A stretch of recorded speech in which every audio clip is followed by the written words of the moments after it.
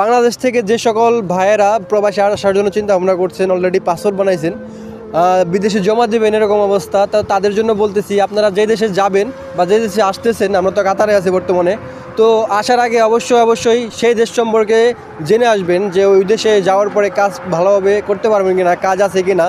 তো কাজ যারা আছে অলরেডি পুরাতন, তাদের কাছ থেকে জিজ্ঞেস করবেন যে আসলে ওই দেশ সম্পর্কে দেশের পরিস্থিতি কী। ঠিক আছে, হুট করে চলে আসা, ঠিক আছে, আপনারা বিপদে পড়েন না। ঠিক আছে, আর সবচেয়ে বড় কথা হচ্ছে দালালের মিষ্টি কথায় ফান্দে পড়েন না। ঠিক আছে, দালালে আপনাকে নিয়ে আসবে, নিয়ে আসার পরে 1 লাখ টাকা 2 লাখ টাকা ঘুমায় স্যালারি দেবে, এরকম কথায় কিন্তু আপনারা কখনো আসবেন না। ঠিক আছে, আপনাকেও ওই যে দেশে যাবেন ওই দেশ সম্পর্কে আগে জানতে হবে, ওই দেশের মানুষ যাচাই বিষয় করতে হবে। হ্যাঁ, যাচাই বাছাই করতে হবে যে আপনি ওই দেশে যাওয়ার পরে কাজ করতে পারবেন কিনা। ঠিক আছে, তো সব কিছু ভেবে চিনতে আপনার লাইফ আপনি গড়ার চেষ্টা করবেন। ঠিক আছে, আপনার লাইফ কেউ কিন্তু গড়ে দেবে না। ঠিক আছে, বিদেশে কেউ কারো আপন না।